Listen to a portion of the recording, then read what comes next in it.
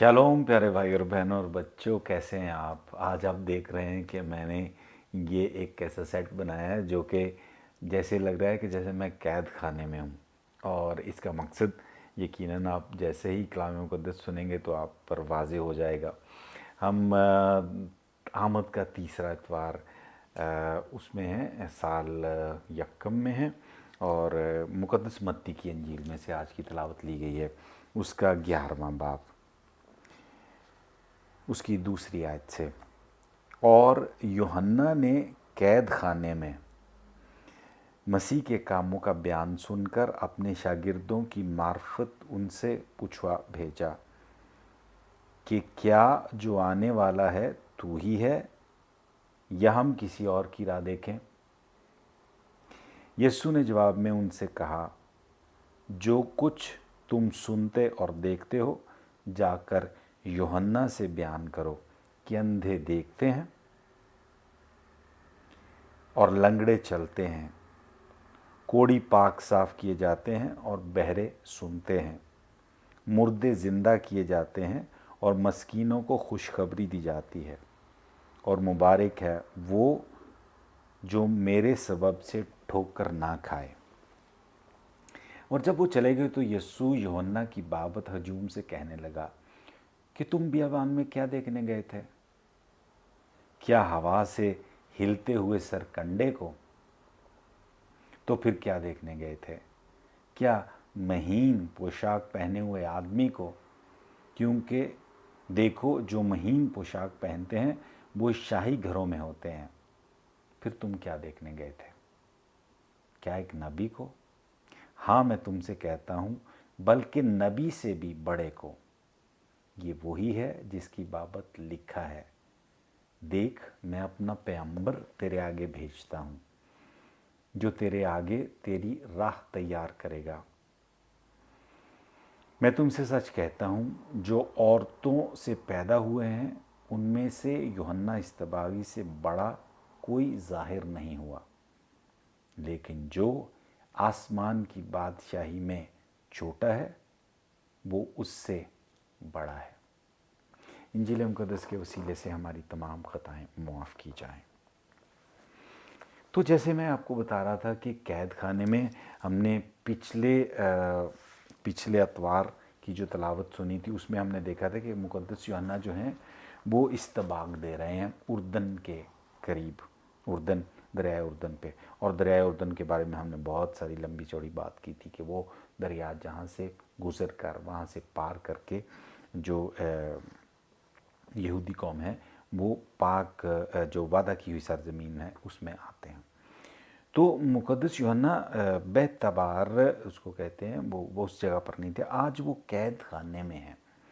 मुक़द्दस मत्ती हमें ये नहीं बताते कि वो कौन से कैद खाने में हैं, जबकि यूसुफ बिन मत्तिया, जिसको इटालियन में उसका तर्जुमा किया जुज़ेप्पे फ्लावियो, उसकी कुछ किताबें हैं, वो हिस्ट्री लिखने वाले हैं। ये 37 बाद अज़ मसीह में इनकी पैदाइश यरूशलेम में हुई थी। और वो बताते हैं अपनी किताब में कि मिकरोंते, यूनानी में उसको तलवार कहते हैं, अरबी में उसको किला मकावर भी कहते हैं, जो जॉर्दानिया, जो उर्दन से 24 किलोमीटर के करीब था। ये 8 किलो में से एक था जो हेरोदिस आज़म ने बनवाए थे। ये बहरा मुर्दार के करीब के मशरक़ में तामीर किया गया था। यहाँ से बाकी जो 7 किले हैं उनके साथ राब्ता किया। और यहाँ वो जगह है जहाँ पर ये हेरोदिस जो है वो जश्न मनाया करते थे। वही जश्न जिसके मनाने के बाद मुक़द्दस यूहन्ना का जो है वो सर कलम कर दिया जाता है। तो इसलिए मैं आपको दिखाता हूँ कि ये वो किला, ये किले की तस्वीर जो दिखाई गई है यहाँ पे। इसके अलावा कुछ और तस्वीरें भी आपको दिखाता हूँ ताकि आपको थोड़ा अंदाज़ा हो जाए कि ये वो जगह है जहाँ पर मुक़द्दस यूहन्ना को कैद में रखा गया था। और जब सलोमी ने रक्स किया था ہیرودیس کی اس کی جنم دن پر، تو اس کے وعدے پر جب اس کو کہا گیا تھا کہ کوئی بھی چیز مجھ سے تم مانگ لے تو وہ میں تمہیں دوں گا، اور یہاں پر وہ اپنی ماں کے پاس جاتی ہے اور ماں کے کہنے پر وہ مقدس یوحنا کا سر مانگتی ہے۔ تو میں آپ کو بتا رہا تھا وہ قید میں کیوں تھے، تو یہ یوسف بن متیہ کہتے ہیں کہ یوحنا جو ہیں وہ عوام میں بہت مقبول تھے، اور ہیرودیس کو خطرہ تھا کہ کوئی باغیانہ عمل نہ کر دیں، اس لیے انہوں نے اس کو قید میں ڈال دیا تھا۔ یہ جو ہسٹری لکھنے والے ہیں وہ بتاتے ہیں، جبکہ مقدس متی ہمیں بتاتے ہیں کہ ہیرودیس کے غلط رویے کی وجہ سے، جو انہوں نے اپنے بھائی کی بیوی کو اپنی بیوی بنایا تھا، اور یہ مقدس یوحنا نے اس کی اس غیر اخلاقی اور غیر مذہبی حرکت کے خلاف آواز اٹھائی، تو انہیں قید خانے میں ڈال دیا گیا۔ ہیرودیس مختلف تھے، ہیرودیس وہ فیلبس تھا اور اس کے بھائی تھے، اور یہ جب وہاں پر ان کے پاس جاتے ہیں دوسرے شہر میں، تو ان کی بیوی ان کو بہت پسند آتی ہے، اور پھر وہ اس آزمائش میں گر کر خدا کے احکامات سے دور ہو کر تو انہوں نے یہ حرکت کی، اور مقدس یوحنا نے جب اس بات کو اس کے خلاف آواز اٹھائی تو یہ واقعہ پیش آیا۔ قید میں مقدس یوحنا اصطباغی کی ملاقات اس کی شاگردوں سے ہوئی، اور وہ خدا یسوع مسیح کے بارے میں اس کو بتاتے تھے۔ یاد رہے کہ خدا یسوع مسیح کو کچھ دیر پہلے جب اردن میں ان کی ملاقات ہوئی تھی یوحنا کے پاس، جب وہ بپتسمہ لینے کے لیے گئے تھے، تو وہ کہتے تھے کہ میں تم سے بپتسمہ لینا چاہتا ہوں، اور خدا یسوع مسیح نے کہا یہ ہونے دو کیونکہ یہ ضروری ہے۔ تو مقدس متی کی انجیل میں جب وہ یہ سوال پوچھتے ہیں، اپنے شاگردوں کو بھیجتے ہیں، اور شاگرد آ کر ان کو جواب دیتے ہیں، اور وہ کہتے ہیں ان سے پوچھو کیا تم ہی مسیحا ہو جس کا ہم انتظار کریں، یا ہم کسی اور کی راہ دیکھیں؟ کیوں مقدس یوحنا جو ہیں وہ یہ سوال پوچھتے ہیں؟ کیا ان کو شک تھا؟ کیا ان کو کوئی علم نہیں تھا؟ تو مقدس متی کی انجیل اس کا 8 اور 9 باب میں 10 شفا دینے کے قصے جو ہیں وہ درج کیے گئے ہیں۔ یہاں یوحنا اس لیے سوال پوچھتے ہیں اپنے شاگردوں سے، اور ان کو بھیجتے ہیں اس لیے سوال پوچھتے ہیں کہ کیا تو ہی ہے، کیونکہ وہ اس بات کو دیکھ نہیں سکتے تھے۔ مقدس یوحنا کے لیے جو تھیولوجی تھی، جو ان کی تیاری تھی، مذہبی تیاری تھی، وہ یہی تھی کہ خدا جو ہے وہ بروں کو ختم کر دے گا۔ وہ اس نے اپنا کلہاڑا جو ہے وہ درختوں کی جڑ پر رکھا ہوا ہے، اس لیے وہ اسی بات کو سمجھتے ہوئے وہ کہتے ہیں۔ اور یہ زبور جو ہے 138 سے 139 میں آپ کو یاد دلایا جاتا ہے کہ اس کے اندر ایک ایسی تصویر پیش کی گئی ہے جہاں پر زبور نویس جو ہے آیت جو ہے وہ 21 اور 22 میں اس میں کہتا ہے کہ میں کامل طور پر ان سب لوگوں سے کینہ رکھتا ہوں جو تیرے کاموں پر نہیں چلتے، تیرے حکموں پر نہیں چلتے۔ تو یہ جو کینہ رکھ مطلب نفرت کرتا ہوں ان لوگوں سے، اور یہی مقدس یوحنا سمجھتے تھے کہ جیسے ہی مسیح آئے گا وہ جو سب ایسے لوگ ہیں جو ہیکل میں داخل نہیں ہو سکتے، جنہوں نے گناہ کیے ہیں، وہ سب کے سب ختم کر دیے جائیں گے، اور ایک دفعہ پھر نئی دنیا جو ہے وہ پیدا ہوگی۔ یہ یاد رہے کہ جو بھی بیماریاں تھیں جن کا خدا یسوع مسیح پھر یہاں پر ذکر کرتے ہیں کہ جا کر بتاؤ ان کو کہ اندھے دیکھتے ہیں، لنگڑے چلتے ہیں، کوڑی پاک صاف کیے جاتے ہیں، بہرے سنتے ہیں، مردے زندہ کیے جاتے ہیں۔ یہ سب جو باتیں تھیں یہ مقدس یوحنا کو یاد تھا کہ یہ ان لوگوں پر ہوتی ہیں جو گناہ میں تھے، کیونکہ مقدس یوحنا کی جو ذہن ہے وہ اس طریقے سے خدا کو دیکھتا ہے جیسے فقی فریسی بھی دیکھتے تھے، خدا کو اس طرح پیش کرتے تھے۔ کہ خدا جو ہے وہ ایسا منصف ہے جو کہ برائی کو جڑ سے ختم کر دے گا. تو اس لیے وہ سمجھتے تھے کہ جو ناپاک ہیں، جو کوڑی ہیں، ان کو تو اس دنیا میں نہیں ہونا چاہیے، وہ ختم کر دینے چاہیے. جو اندھے ہیں ان کو ختم، کیونکہ انہوں نے گناہ کیا ہے. یہ ان کے ذہن میں بہت گہرائی سے بیٹھا ہوا تھا، اندر بیٹھا ہوا تھا. تو اور وہ اس وجہ سے پوچھتے ہیں کہ کیوں. خدا یسوع مسیح کا طریقہ کار بہت مختلف تھا، وہ لوگوں سے بہت پیار سے ملتے تھے. اس لیے مقدس یوحنا پرانی جو خدا کی تصور ہے، جو اس کو تصویر پیش کی جاتے ہیں، اس کے مطابق وہ خدا یسوع مسیح کو نہیں دیکھتے کہ یہ تو بالکل الٹ چل رہے ہیں. تو کیا یہی ہے جس کا ہم انتظار کر رہے ہیں یا ہم کسی اور کا انتظار کریں؟ تو یہ خدا یسوع مسیح ان کو جواب بھیجتے ہیں، یہ یاد دلاتے ہوئے کہ اشعیا نبی جی کی جو کتاب ہے، جو صحیفہ ہے، اس کے 61 باب میں وہاں پر جو نبوت کی گئی ہے وہ یہاں پر جو ہے آج وہ دیکھ سکتے ہیں. پھر ملاکی کی کتاب میں بھی اس بات کا ذکر کیا گیا کہ دیکھ میں اپنا پیغمبر تیرے آگے بھیجتا ہوں. اور خدا یسوع مسیح بار بار اس بات کو یاد دلانے کے لیے کہ دیکھو وہ نبوت جو ہوئی تھی وہ آج وہ جو ہے وہ آج آپ کے سامنے آپ اس کو دیکھ سکتے ہو. یہ سوال مقدس یوحنا جب پوچھتے ہیں کہ کیا تو ہی مسیحا ہے، ہمیں اپنے آپ سے سوال پوچھنا چاہیے کہ میرے لیے مسیحا کون ہے، اور یہ جو مسیحا ہے وہ کیا کرنے آیا ہے اس دنیا میں. کیا یہ وہ مسیحا ہے جو میری مشکلات کو حل کرے گا؟ کیا یہ وہ مسیحا ہے جس کے لیے صرف میں ایسے ہاتھ آگے کر کے مانگنے کے لیے بیٹھا ہوا ہوں؟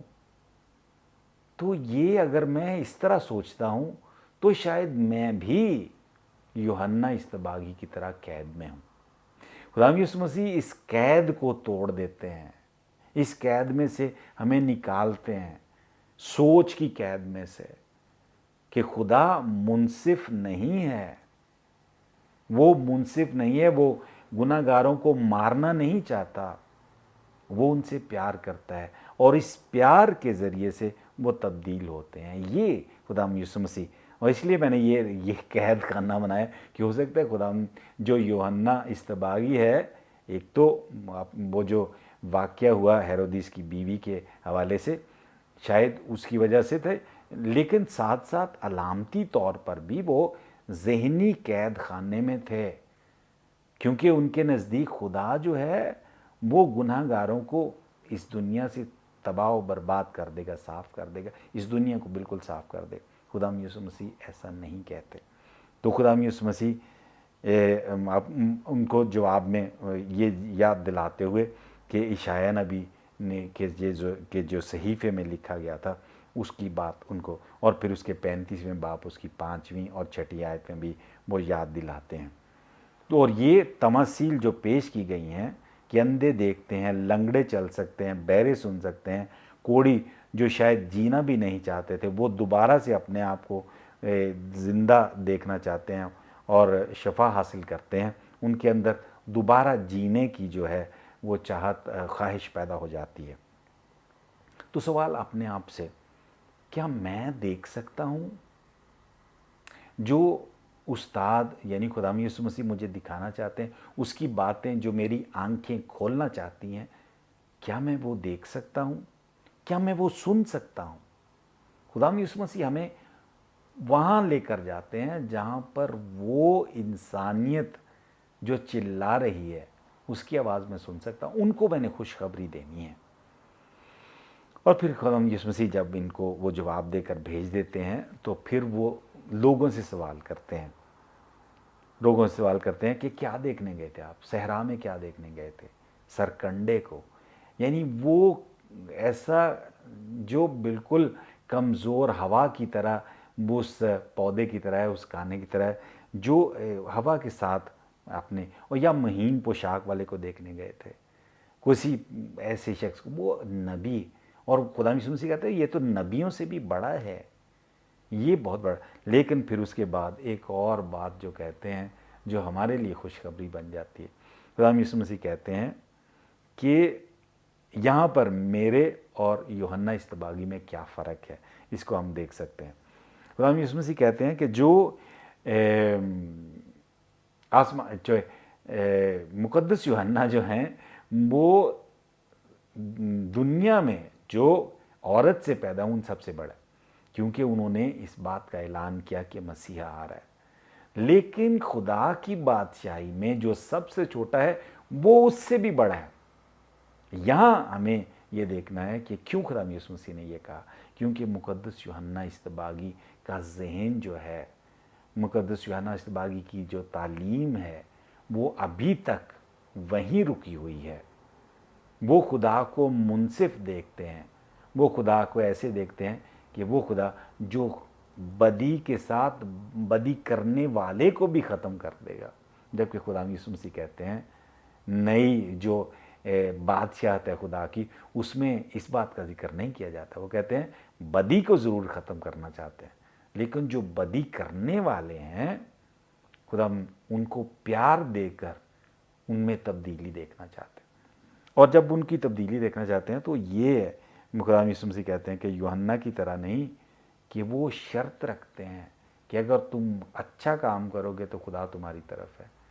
मुक़द्दस खुदा यीशु मसीह जो है वो गैर मशरूत मोहब्बत की बात करते हैं कि तुम गलत इंसान भी हो सकते हो, लेकिन मैं तुमसे प्यार करता हूँ और मेरा प्यार ये जो है वो तुम्हें तब्दीली की तरफ लेकर आएगा। तो ये हमारे लिए खुशी की खबर है, ये खुशखबरी की।